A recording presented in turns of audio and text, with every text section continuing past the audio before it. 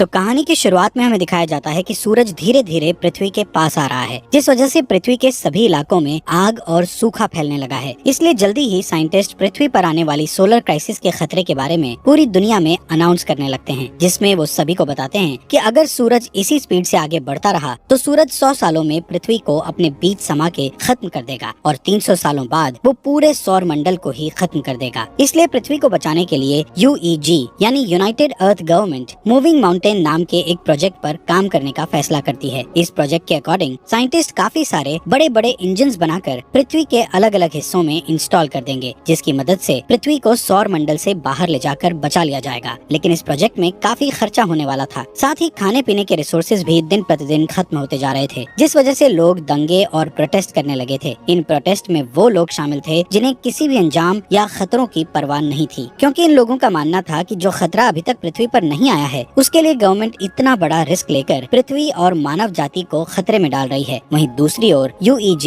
Digital life नाम के एक प्रोजेक्ट यानी DLP पर बैन लगा देती है, जिस वजह से प्रोटेस्ट और भी ज्यादा बिगड़ जाते हैं, क्योंकि DLP एक कट्टर ग्रुप था जिसका मानना था कि इंसानों का फ्यूचर सिर्फ कंप्यूटर में है। असल में वो एक ऐसा प्रोग्राम डेवलप करना चाहते थे जिससे इंसान अपने दिमाग को एक डिस्क में अपलोड कर सकता था, लेकिन रिसोर्सेज की कमी के कारण वो इस प्रोग्राम को आगे नहीं बढ़ा सकते थे। इसलिए रिसोर्सेज के लिए वो हैकिंग करके UEG पर आतंकवादी हमला करते रहते थे। इन सब के बीच UEG नोटिस करती है कि उनके मूविंग माउंटेन प्रोजेक्ट से लोगों का विश्वास उठता जा रहा है, जिस कारण काफी सारे लोग इस प्रोजेक्ट को रोकने की कोशिशें कर रहे हैं। पर तभी चाइनीज एम्बेसडर जाओ इस प्रोजेक्ट के पहले पार्ट को कंप्लीट करने का कहते हैं, क्योंकि उनका मानना था कि पहला पार्ट जल्द ही पूरा हो जाएगा और लोगों को दोबारा उनके मूविंग माउंटेन प्रोजेक्ट पर विश्वास होने लगेगा। जाओ कहते हैं कि इस पहले पार्ट को कंप्लीट करने के लिए सबसे पहले चंद्रमा पर मौजूद इंजन्स की टेस्टिंग की जाएगी, क्योंकि हम चंद्रमा को भी सौर मंडल से धकेलने का प्लान कर रहे हैं ताकि पृथ्वी का ग्रेविटी से कनेक्शन टूट जाए। वहीं UEG इस टास्क को कंप्लीट करने के लिए कई लोगों को एस्ट्रोनॉट्स के रूप में ट्रेन करने वाली थी, इसलिए वो कुछ सोल्जर्स को बेस पर इकट्ठा करती है, जहां हम लियो नाम के एक पायलट को देखते हैं। तभी लियो देखता है कि बेस प्रोटेस्टर्स से घिरा हुआ है और गार्ड्स उन्हें रोकने की कोशिश कर रहे हैं। उसी वक्त एक प्रोटेस्टर बेस के अंदर घुस आता है, पर हैन नाम की लड़की उस आदमी को मारकर नीचे गिरा देती है। ये देखकर लियो हैन से काफी इम्प्रेस होता है और उसके साथ जिंदगी गुजारने के सपने देखने लगता है। इसके बाद सभी ट्रेनीज को एक एलिवेटर में बैठकर अंतरिक्ष में भेज दिया जाता है, क्योंकि उनका पहला टेस्ट अंतरिक्ष में होने वाला था। ये अभी तक का सबसे ऊंचा एलिवेटर था। इस एलिवेटर के ऊपर जाने की स्पीड इतनी तेज थी कि कुछ ट्रेनीज बेहोश हो जाते हैं, जिस कारण वो उस स्टेशन को भी नहीं देख पाते जो कि मूविंग माउंटेन प्रोजेक्ट के लिए बनाया जा रहा था। यहाँ सभी ट्रेनीज को फाइटिंग स्किल्स सिखाते हुए फायर आर्म्स का यूज करना सिखाया जाता है। इसके अलावा उन्हें बार बार एलिवेटर से ट्रेवल करवाया जाता है ताकि उन्हें फ्यूचर में एलिवेटर से ट्रेवल करने में किसी भी तरह की परेशानी का सामना ना करना पड़े। साथ ही सभी का मेडिकल टेस्ट करके उन्हें डेली एक्सरसाइज करवाई जाती है। इस ट्रेनिंग के दौरान लियो और हैन एक दूसरे को पसंद करने लगते हैं और उन्हें प्यार हो जाता है। फिर एक दिन लियो गार्ड को सिगरेट की घूस देता है और बेस के अंदर एक गुलदस्ता ले आता है, जिसे वो हैन को देते हुए उसे प्रपोज कर देता है। इसी सुबह एस्ट्रोनॉट्स का एक नया बैच वहाँ आता है और एलिवेटर में शामिल हो जाता है। तभी अचानक से बेस में मौजूद ड्रोन्स बाहर आने लगते हैं, जिससे इंजीनियर्स को पता चलता है कि उनका सिस्टम हैक हो गया है। इसी दौरान एलिवेटर अपने शेड्यूल से पहले ऊपर जाने लगते हैं। दूसरी ओर एलिवेटर में शामिल हुए नए एस्ट्रोनॉट्स अपने कपड़े बदलने लगते हैं। तब लियो और हैन नोटिस करते हैं कि नए एस्ट्रोनॉट्स ट्रेनीज के नाम की यूनिफॉर्म पहन रहे हैं, जिससे वो समझ जाते हैं कि वो लोग कोई एस्ट्रोनॉट्स नहीं बल्कि आतंकवादी हैं। यहाँ बेस में सभी ड्रोन्स अटैक करके आग लगाने लगते हैं, जिन्हें रोकने के लिए पायलट उन पर अटैक करते हैं, लेकिन ड्रोन्स पर निशाना नहीं बना सकते थे, क्योंकि साइंटिस्ट ने सिस्टम को इस तरह बनाया था कि वो अपने ड्रोन्स पर अटैक ना कर सके। वहीं ड्रोन्स हैक हो चुके थे, इसलिए वो सिस्टम पर अटैक कर रहे थे। इस तरह अटैक करते हुए ड्रोन्स एक एलिवेटर को नीचे गिरा देते हैं। दूसरी तरफ एलिवेटर में आतंकवादी सभी ट्रेनीज से उनकी ID चुराते हैं और सभी गेट्स को बंद करके ट्रेनीज की कुर्सियों को लॉक कर देते हैं। यहाँ जो भी उन लोगों को रोकने की कोशिश करता है उन्हें बुरी तरह पीटा जाता है। इस एलिवेटर के दूसरे रूम में लियो होता है, जो कि अपनी कुर्सी छोड़ देता है और अपने चश्मे का यूज करके गेट की लॉक स्क्रीन को धूप से जलाकर गेट ओपन कर लेता है। इस गेट की दूसरी साइड जाकर लियो देखता है कि उसका एक साथी बुरी तरह घायल है, क्योंकि आतंकवादियों ने उसे बुरी तरह पीटा था। इसलिए लियो उन आतंकवादियों के पीछे जाता है और उनसे लड़ने लगता है। इस फाइट में एक आतंकवादी ऊंचाई से गिरकर मर जाता है, जिसके बाद लियो एक फायर एक्सटिंग्विशर को लेकर दूसरे आदमी का पीछा करता है। इस बीच वो आतंकवादी चोरी की गई ID से एलिवेटर को स्टेशन तक पहुंचा देता है। ठीक उसी समय ड्रोन उन पर एक मिसाइल से अटैक करते हैं। इस दौरान बेस में साइंटिस्ट 550C नाम के इंटेलिजेंट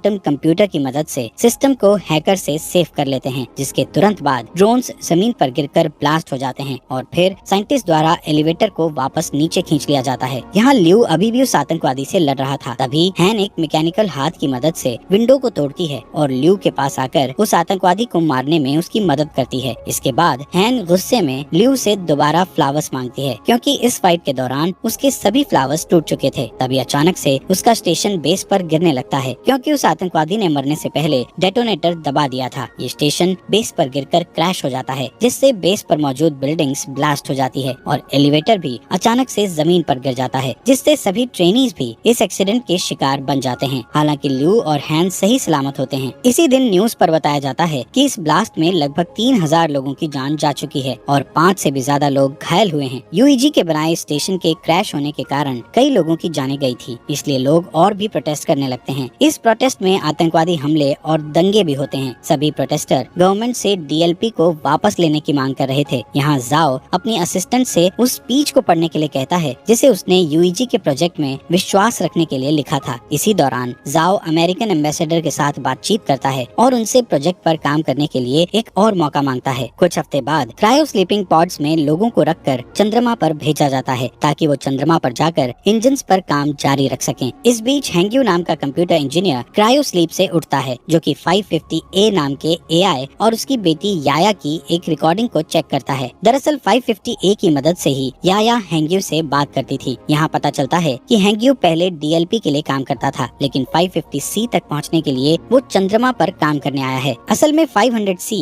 पूरे बेस को कंट्रोल करता है, इसलिए हैंग्यू को लगता है कि वो 500C का यूज याया की क्लिप बनाने में करेगा, जिससे कुछ सेकंड्स के लिए उसकी मरी हुई बेटी का दिमाग एआई में डेवलप हो जाएगा। यहाँ टीम के बाकी मेंबर्स के साथ काम करते हुए हैंग्यू को पता चलता है कि जाओ नाम का कंप्यूटर रिसर्चर 550C का इंचार्ज है और वो चाहता है कि हैंग्यू उनके सिस्टम के ऑपरेशंस पर उनके साथ काम करे। इसके बाद हैंग्यू और जाओ 550C का पहला टेस्ट बेस के हर एक सेक्टर को एक्टिवेट करके करते हैं। जब वो कंप्यूटर के द्वारा वर्क के पूरा होने का वेट करते हैं, तब जाओ हैंग्यू को अपने दिमाग की डिजिटल कॉपी देता है, जिसे कंपनी ने जब्त कर लिया था, क्योंकि उन्होंने डीएलपी पर बैन लगा दिया था। यहाँ जाओ हैंग्यू को समझाता है कि ये तुम्हारे ऊपर डिपेंड करता है कि तुम इस कॉपी को डिस्ट्रॉय करना चाहती हो या नहीं। कुछ समय बाद हैंग्यू याया की क्लिप जाओ को दिखाता है। इस बीच हैंग्यू उस दिन को याद करता है जब वो अपनी पत्नी और बेटी के साथ कार से कहीं जा रहा था। तब अचानक से उसकी कार एक ट्रक से टकरा गई थी, जिससे उसकी पत्नी की तुरंत ही डेथ हो गई थी, पर याया कुछ समय तक जिंदा थी। इसलिए हैंग्यू याया के दिमाग को कंप्यूटर के जरिए जिंदा रखने के लिए उसे डीएलपी के पास ले गया था, लेकिन वो लोग उसकी मदद करना नहीं चाहते थे, क्योंकि उनकी टेक्नोलॉजी अभी तक तैयार नहीं हुई थी। इस बीच हैंग्यू की मुलाकात जाओ से हुई, जो कि पहले डीएलपी में काम करता था। यहाँ जाओ ने हैंग्यू पर एहसान करते हुए याया के दिमाग को 550A नाम के एआई में डाल दिया था। यहाँ प्रेजेंट में हैंग्यू जाओ से रिक्वेस्ट करता है कि वो याया पर 550C का यूज करे, जिससे याया पूरी तरह एआई में बदल सके। जिस पर जाओ हैंग्यू से कहता है कि याया के लिए 550A ही काफी है। इसी बीच उनका सिस्टम डिटेक्ट करता है कि वहाँ Z9 लेवल का सोलर स्टॉर्म आने वाला है, जिससे सभी लोग बेस पर वापस जाने का सोचते हैं। लेकिन उनके पास जो गाड़ियाँ थी उनकी स्पीड ज्यादा नहीं थी, पर फिर भी वो कोशिश करते हैं और किसी तरह सभी इंजन्स को बेस में रखकर उन्हें सोलर स्टॉर्म से बचा लेते हैं। पर इस प्रोसेस में 550C एआई बुरी तरह जल जाता है, जबकि प्रोजेक्ट को 3 दिनों में लॉन्च करना था, जिसके लिए उन्हें एक एआई की बहुत ज्यादा जरूरत थी। तब हैंग्यू जाओ को अपना 550A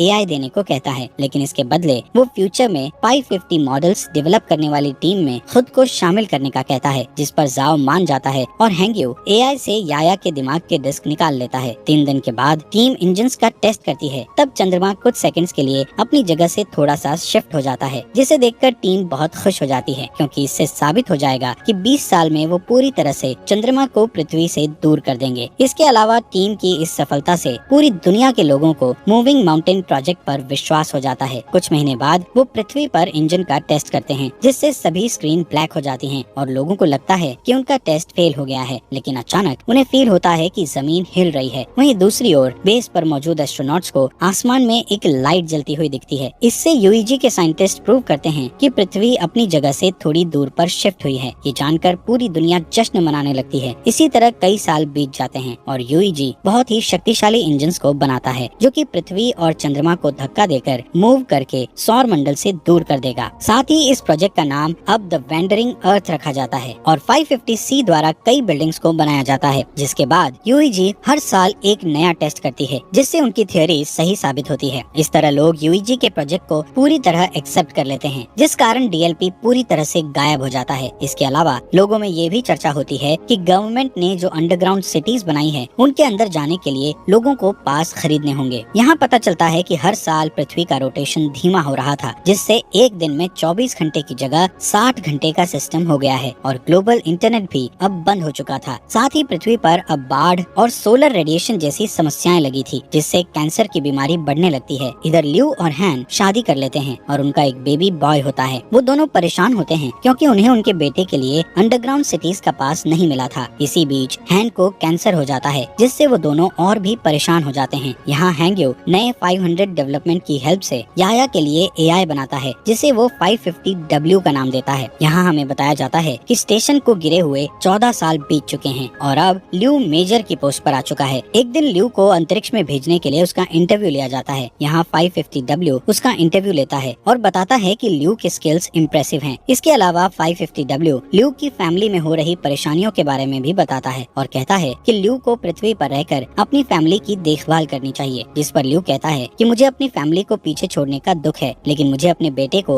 अंडरग्राउंड सिटी में भेजने के लिए बेस पर आकर काम करना पड़ेगा। यहाँ मिरर के दूसरी साइड प्रोजेक्ट के इंचार्ज साइंटिस्ट इस इंटरव्यू को सुन रहे थे, जिसमें हैंग्यो ल्यू की बातें सुनकर अपनी बेटी की याद करने लगता है। इसके बाद 550W बताता है कि हैन की जल्दी ही डेथ होने वाली है, जिस कारण ल्यू पूरी तरह से टूट जाएगा और स्ट्रेस टेस्ट में फेल हो जाएगा। इंटरव्यू के बाद ल्यू हैन के साथ टाइम स्पेंड करने के लिए हॉस्पिटल जाता है, जहाँ हैन कहती है मैं आखिरी बार अपने होम टाउन को देखना चाहती हूँ, पर मौसम की समस्याओं के कारण उसे होम टाउन में ले जाना बहुत मुश्किल था। इधर हैंग्यो ल्यू की बातों से इतना इमोशनल हो गया था कि वो चोरी से बेस में घुसकर याया के दिमाग को 550W से जोड़ देता है और उसे सिस्टम में देखने लगता है, जिससे वो इमोशनल होकर रोने लगता है। तभी जाओ गार्ड्स के साथ वहाँ आ जाता है और हैंग्यो को समझाने लगता है कि उसे याया की डेथ को एक्सेप्ट करना होगा, जिस पर हैंग्यो मना कर देता है और याया को पूरी तरह से 550W में अपलोड कर देता है, जिससे चंद्रमा के सिस्टम में तुरंत प्रॉब्लम आना शुरू हो जाती है और सभी इंजन्स फेल होने लगते हैं। इसके बाद गार्ड्स हैंग्यो को पकड़ लेते हैं और अपने साथ ले जाते हैं। इधर जाओ याया के डिस्क को निकालकर 550W एआई को बंद कर देता है। इस बीच ल्यू अपने पुराने दोस्तों के जरिए एक जेट उधार लेता है और हैन को उसके होम टाउन ले जाता है। कुछ ही समय में वो शंघाई सिटी में लैंड करते हैं, जो कि अब बर्फ से जमी हुई बंजर जमीन बन चुकी थी। दोनों सितारों को देखते हुए बातें करते हैं, जहाँ हैन ल्यू से कहती है कि मैं समय आने पर शान से मरना चाहती हूँ। यहाँ यूईजी के लोग हैंग्यो के द्वारा की गई सिस्टम प्रॉब्लम्स के बारे में बात करते हैं और नोटिस करते हैं कि ये उस हैकिंग की तरह ही है जो कुछ सालों पहले ड्रोन और एलिवेटर के साथ की गई थी। इसलिए सभी 550W के सिस्टम को हैक करके सही करने का सोचते हैं, लेकिन वो हर बार ब्लॉक हो जाते हैं। तभी अचानक चंद्रमा के इंजन ब्लास्ट हो जाते हैं, जिससे चंद्रमा पृथ्वी की ओर आने लगता है। दूसरी तरफ जाओ समुद्र के पास खड़ा होता है और सभी देशों के लीडर्स को एक इमरजेंसी अलर्ट सेंड करता है, क्योंकि सुनामी धीरे धीरे बढ़ रही थी, जो जल्द ही जमीन से टकरा जाती है। इस इमरजेंसी के कारण ल्यू को भी वापस ड्यूटी पर बुलाया जाता है। वहीं लीडर्स पहले से ही अंडरग्राउंड सिटी को खोलना शुरू कर देते हैं ताकि वो सुनामी से लोगों की जान बचा सकें। यहाँ ल्यू के मिशन पर जाने से पहले ही हैन की डेथ हो जाती है, इसलिए उनके बेटे को हैन के पिता अंडरग्राउंड सिटी में मिल जाते हैं। इस बीच जाओ यूईजी से सपोर्ट मांगते हुए कहता है कि उन्हें पृथ्वी के सभी परमाणु हथियारों का यूज करके चंद्रमा पर अटैक करना होगा, ताकि वो चंद्रमा को पृथ्वी से टकराने से रोक सकें, जिस पर सभी देश अपने अपने हथियार सौंपने के लिए मान जाते हैं। इस बीच जाओ हैंग्यो से मिलने के लिए जेल में जाता है और उसे बताता है कि वो पृथ्वी के इंजन्स को जल्द से जल्द एक्टिव करना चाहते हैं, लेकिन इसके लिए उन्हें ग्लोबल इंटरनेट को फिर से एक्टिव करना पड़ेगा। साथ ही जाओ बताता है कि इंटरनेट का एक सर्वर पानी में डूब गया है, जिसकी केयर करने के लिए उन्हें हैंग्यो की जरूरत है, लेकिन हैंग्यो जाओ की बात नहीं मानता है। तब जाओ उसे याया के दिमाग की डिस्क दिखाकर उसे ब्लैकमेल करता है, जिससे हैंग्यो को उसकी बात माननी पड़ती है। इसके बाद हम देखते हैं कि परमाणु को ट्रांसपोर्ट करने के लिए ल्यू के साथ साथ कई पायलट को चुना जाता है। वहीं पृथ्वी पर मिसिंग इंटरनेट सर्विस की देखभाल के लिए 3 टीम्स को बीजिंग, टोक्यो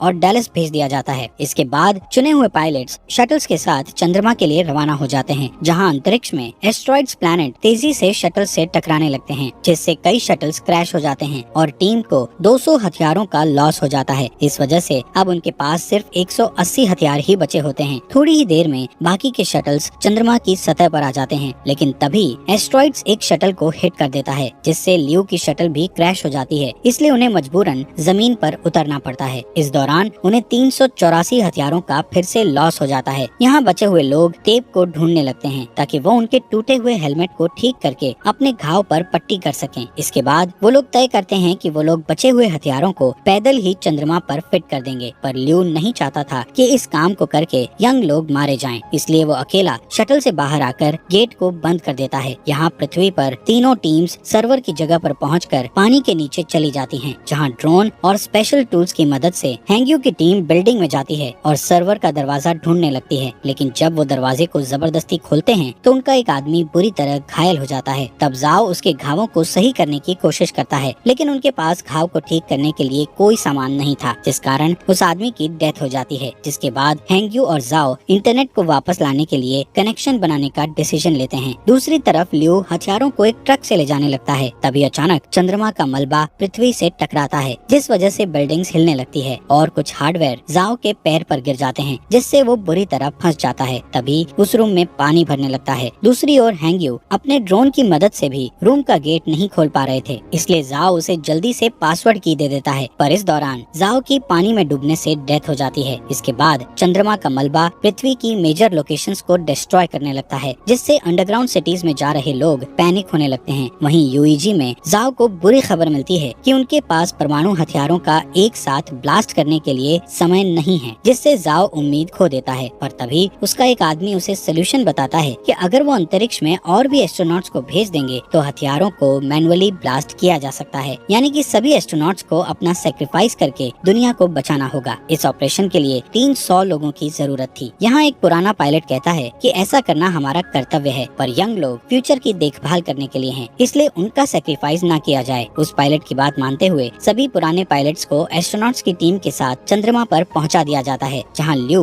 उन्हें आता हुआ देखकर चौंक जाता है, लेकिन उसका कम्युनिकेटर टूट गया था, इसलिए वो पृथ्वी पर वापस लौटने से पहले अपने पुराने टीचर और ट्रेनिंग पार्टनर्स को गुड बाय नहीं बोल पाता है। दूसरी ओर यूईजी बताती है कि टोक्यो और डैलस के सर्वर वापस आ चुके हैं, लेकिन बीजिंग का सर्वर अभी तक नहीं आया है। यहाँ बीजिंग में हम हैंग्यू को देखते हैं, जिसके रूम में पानी भरने लगता है और वो की को सही कंप्यूटर से नहीं जोड़ पाता। तभी चंद्रमा पर एस्ट्रोनॉट्स सभी परमाणु हथियारों को ब्लास्ट करने लगते हैं। ठीक उसी समय हैंग्यू भी उसकी माइंड डिस्क को एक कंप्यूटर से जोड़ देता है, जिससे चंद्रमा पूरी तरह ब्लास्ट हो जाता है। पर अब चंद्रमा का मलबा तेजी से पृथ्वी की ओर आ रहा था, इसलिए पृथ्वी को जल्द ही वहाँ से हटाने की जरूरत होती है। यहाँ हैंग्यू याया की क्लिप को एक्टिव करता है और उसे की दिखाकर अंदर से इंटरनेट को एक्टिव करने के लिए कहता है। तभी रूम में पानी भर जाता है, जिससे हैंग्यू की भी डेथ हो जाती है। वहीं चंद्रमा का मलबा पूरी दुनिया में गिरने लगता है। तभी यूईजी इमरजेंसी मैसेज भेजकर बताता है कि उनका मिशन फेल हो चुका है, जिससे शहरों में दंगे होने लगते हैं। वहीं जाओ हार नहीं मानता और अपनी टीम को इंजन्स में आग लगाने को कहकर उन्हें उल्टी गिनती शुरू करने को कहता है। इसी दौरान बीजिंग में हैंग्यू का दिमाग अचानक कंप्यूटर के अंदर एक्टिव हो जाता है, जहाँ वो अपनी बेटी से दोबारा मिलकर बहुत खुश होता है। इसके बाद हैंग्यू एआई में जाकर इंटरनेट सर्वर को एक्टिव कर देता है। तभी जाओ के आदेशों का पालन करते हुए एक आदमी इंजन्स को स्टार्ट कर देता है और फिर देखते ही देखते पृथ्वी मूव करने लगती है और चंद्रमा के मलबे से बच जाती है। ये देखकर पूरी दुनिया के लोग जश्न मनाते हैं। यहाँ ल्यू शटल से ही पृथ्वी को हिलते हुए देखता है, इसलिए वो जल्दी से वीडियो रिकॉर्ड करता है ताकि वो अपने बेटे को ये सीन दिखा सके। दूसरी ओर हैंग्यू और याया के दिमाग का बैकअप 550W में एक साथ मिक्स हो जाता है। इसके बाद हमें 7 साल बाद का सीन दिखाया जाता है, जहाँ पृथ्वी वापस से 24 आवर के सिस्टम में आ चुकी है और जाओ रिटायर्ड हो चुका है। लेकिन अब उनकी असिस्टेंट यूईजी में उनकी लेगेसी को आगे बढ़ा रही है। अब क्योंकि चंद्रमा से उनको कोई भी खतरा नहीं है, इसलिए वो अपने प्लान का सेकंड पार्ट शुरू करते हैं, जिसमें वो 10 साल के अंदर जुपिटर प्लैनेट के पास से उड़ेंगे और फिर पृथ्वी को हमेशा के लिए सौर मंडल से बाहर कर देंगे। इसलिए इंजन्स पर नजर रखने के लिए एक स्पेस स्टेशन बनाया गया है, जिसका इंचार्ज ल्यू है। और इसी के साथ ये मूवी यहीं पर खत्म हो जाती है। दोस्तों, आपका दिल से शुक्रिया आपके अपने फॉक्स एक्सप्लेनर हिंदी चैनल को सब्सक्राइब करने के लिए।